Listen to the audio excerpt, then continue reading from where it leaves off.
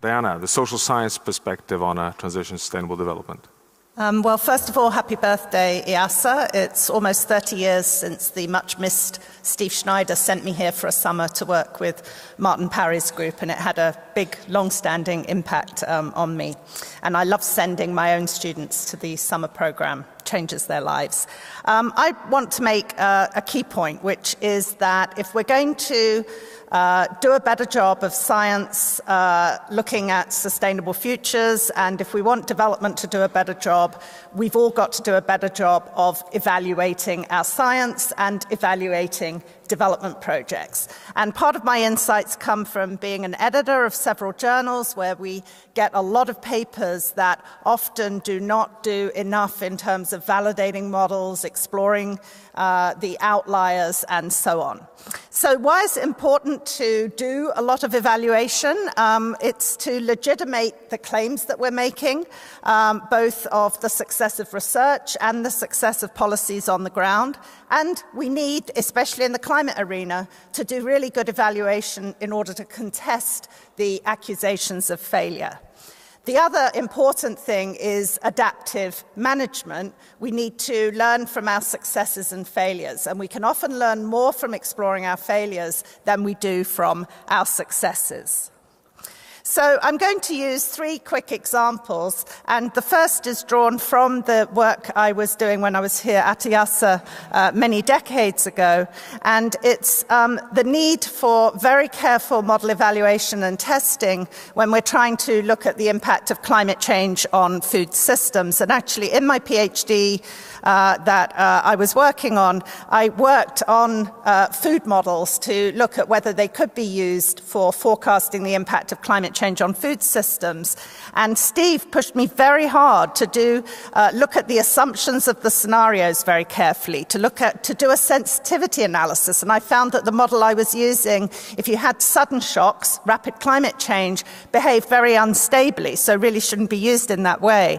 Validation, and the graph here with very old technology from that decade shows that when I tried to reproduce what happened in the 1970s in terms of climate and food, the model projections were way off. And the final really important thing to do is to understand why you're way off. Sometimes, you have an R-squared value that you think is significant, but you've got these outliers. And for me, one of the most important things is to try and explain them. So sort of looking from the 70s and 80s to the present day, I think there were quite a lot of things that we almost missed, and we had to readjust our models. The first was a lot of the early work on climate impacts on agriculture assumed a dumb farmer. We then finally realized that farmers are perhaps the most adaptable sector and have now started to look at adaptation within our models. There was a lot of stuff, if you look at the forecasts from the early 80s, that they completely missed in terms of food security, a rapid increase in crop yields in Latin America. Many of the models from that decade showed really exponential population growth, and one of the most dramatic changes we've seen, and that has been documented by Lutz and others at IIASA, is a rapid decline in fertility from 4.8, it's halved worldwide, which means the Malthusian argument about how terrible population growth is, it's actually one of the things that's turned around most dramatically thanks to improved status of women around the world. We miss biofuels in many of those early models, although the IIASA model's now taking that into account. We miss shift in food demand, Asian diets with greater demand for milk and meat, partly as a result of greater impacts. And we also missed that climate change was going to affect more than agricultural yields. It was going to affect the whole food system. The second example of the importance of really validating and exploring your scientific analysis is the work on climate change and migration. And there's been a whole set of papers on environmental refugees, whether climate change is going to trigger a lot of migration. One of the recent ones by my friend Mike Oppenheimer claimed that changes in Mexican crop yields were going to force 7 million migrants. And there's a whole bunch of studies that do this, and I've just listed some of the problems with these studies. They used out-of-date climate projections. They actually used work that I did with Martin and Cynthia Rosenzweig that's 25-year-old climate models. We need to be careful what we're using. It doesn't look at the outliers. It doesn't explain things that doesn't happen. They actually don't talk to any Mexican migrants. This is all statistical correlation. It doesn't take account of policy shifts. Having 7 million people migrate out of Mexican agriculture when there's only 6.5 million actually working in agriculture is a problem. And finally, this graph here shows that during the worst drought on on record in Mexico, which has happened over the last couple of years, migration has actually gone to net zero, whereas a lot of people have in their minds that it's still a serious problem. The third example, briefly, is the work on payments for environmental services. There have been enormous claims made by conservation groups and by scientists for the success of environmental markets and their potential to deal with global environmental change problems. The claims are that protected areas and payments for forests have reduced deforestation. And another set of arguments is the value of carbon offsets in reducing emissions and contributing to development. This is sort of almost the accepted wisdom.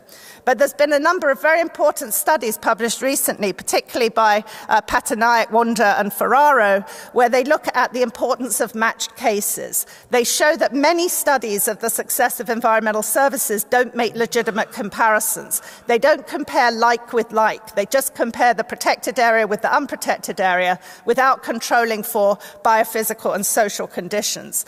And when they do match cases, they find that in Colombia, there was no impact of payments for environmental services on land use.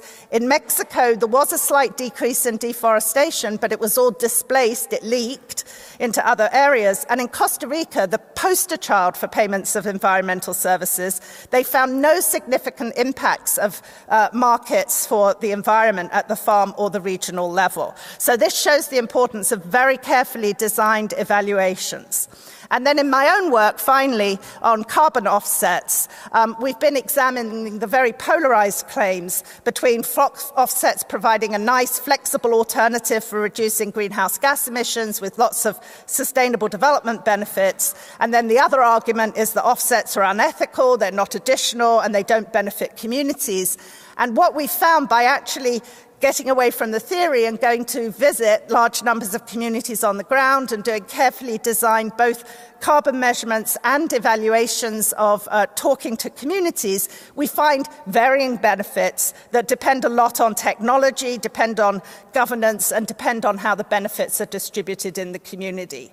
So looking forward, I would conclude that we need to take a lot more care to include validation and evaluation within sustainability research projects, and funders need to give us money for that. They almost need to insist that we do that, because in a typical social science project, you don't have a lot of money, and you tend to spend most of it on the research rather than the evaluation side. We need to do rigorous assessments. We should use multiple methods and sources of evidence, not just statistical correlations, but grounding them. We should check our long-standing assumptions about exponential population growth, for example. We need to have funding to conduct longitudinal studies so that we really can learn from experience. And that would allow us, I think, more success in both our science and development projects in the long run if we can learn from our successes and failures. Thank you.